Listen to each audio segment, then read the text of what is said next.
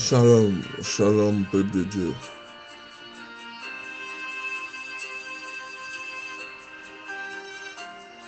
Le thème que je veux voir avec vous aujourd'hui, à propos de compassion.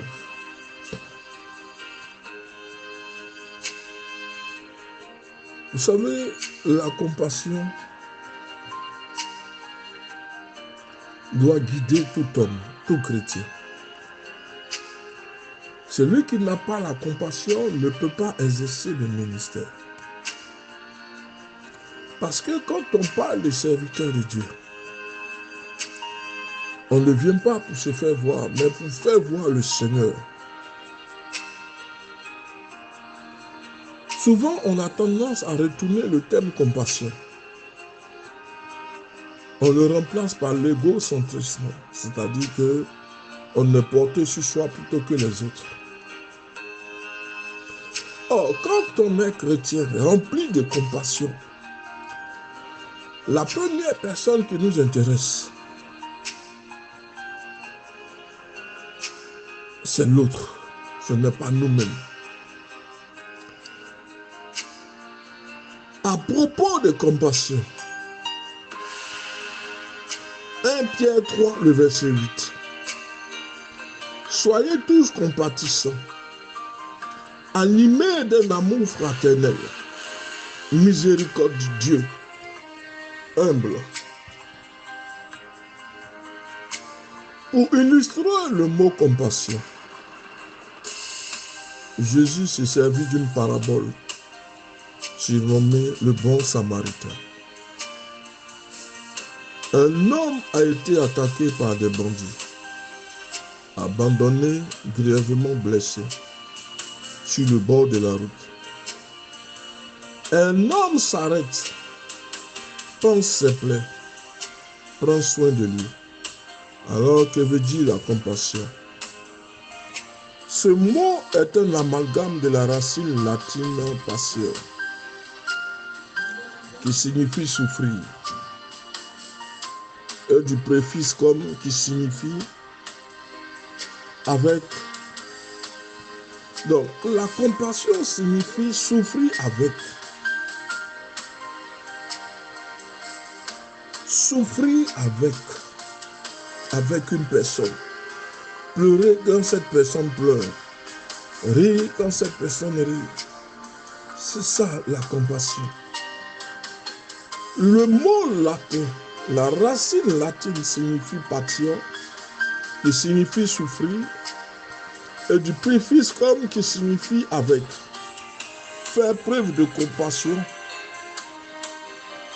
correspond à un acte, même si à la source nous trouvons une émotion, un sentiment.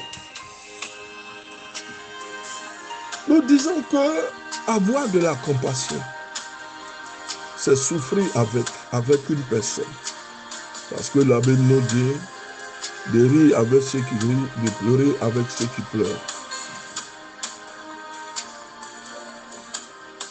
Dans la compassion, c'est vrai que quand on parle de compassion, c'est poser des actes animés de compassion. Mais dans la compassion, nous trouvons l'émotion et nous trouvons le sentiment. Donc, la compassion,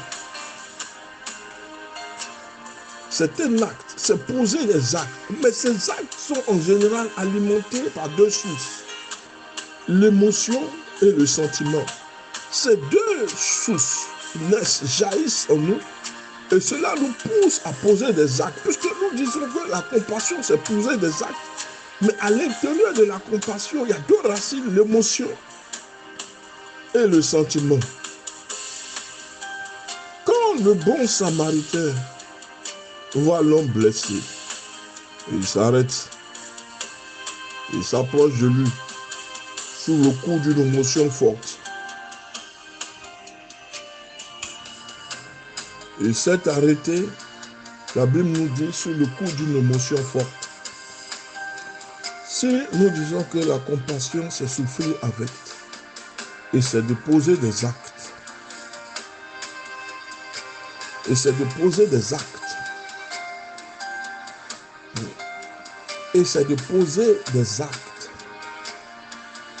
Dans ce cas précis, l'acte que nous allons poser est gouverné par une émotion et par un sentiment.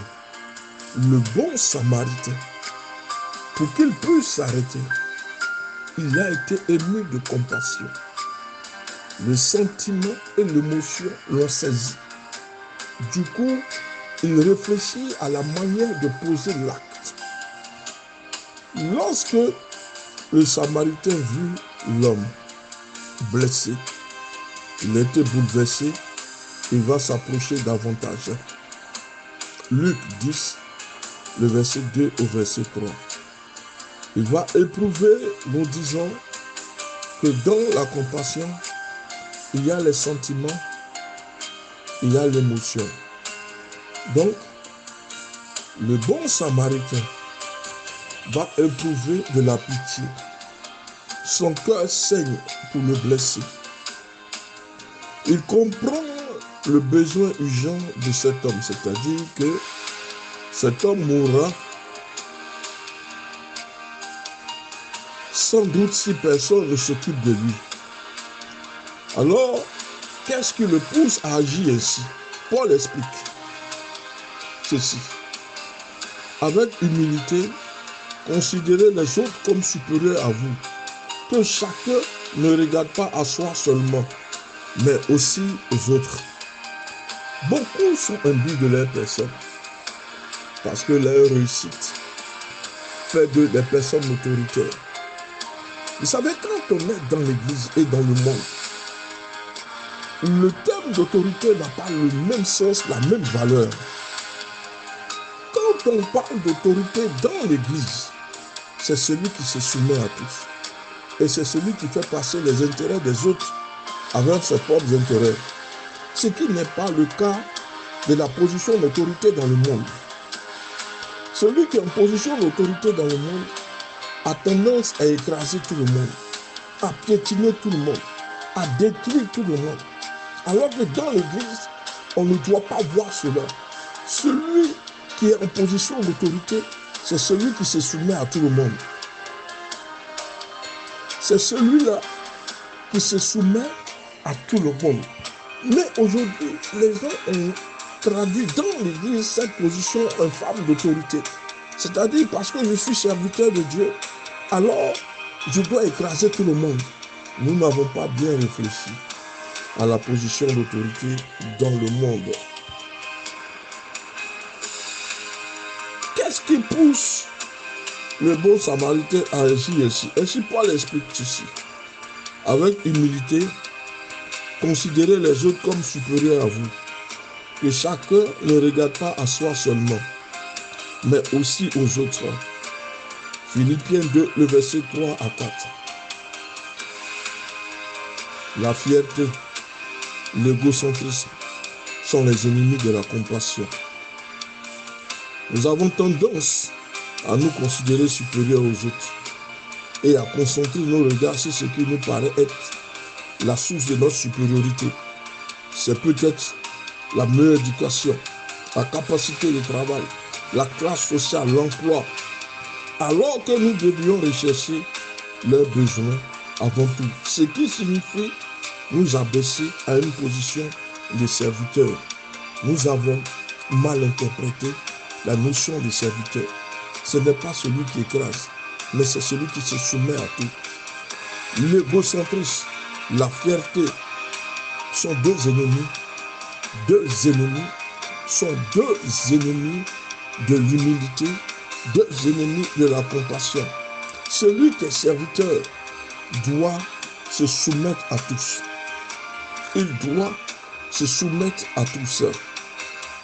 Celui qui est en position de supériorité est celui-là qui se soumet et c'est celui-là qui a un regard sur le besoin des autres avant le sien. Mais nous avons interverti les choses. Remarquons la position du Seigneur. C'est lui le plus élevé parmi nous tous.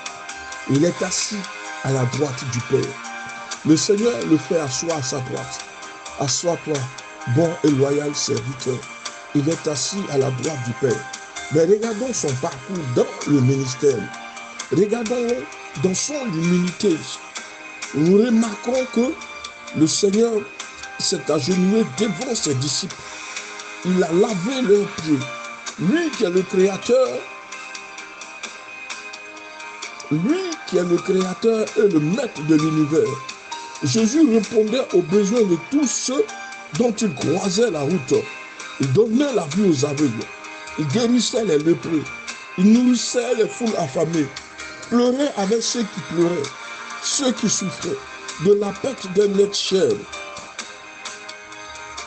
Il apportait la bonne nouvelle de la vie éternelle à la foule, à des hommes et à des femmes qui sont désespérés. Frères, prêchons l'évangile. Prêchons l'évangile dans la sincérité et prêchons l'évangile dans l'humilité. Prêchons l'évangile en tout temps. Des âmes ont besoin de l'évangile. Des âmes ont besoin d'entendre la parole fraîche du Seigneur. Christ s'occupait de la vie des autres. Il ne regardait pas à sa propre vie. Les aveugles voyaient. Tous ceux qui le croisaient étaient transformés. Et il accompagnait cela de l'enseignement et des écritures. Frères, prêchons l'évangile de vérité. Prêchons l'évangile de vérité. Nous devons apprendre à considérer les autres moins pour ce qu'ils ont fait ou n'ont pas fait, mais plutôt en fonction de ce qu'ils ont souffert. Ce qui doit nous amener à les considérer encore plus. Que Dieu vous bénisse. Le pasteur Samuel.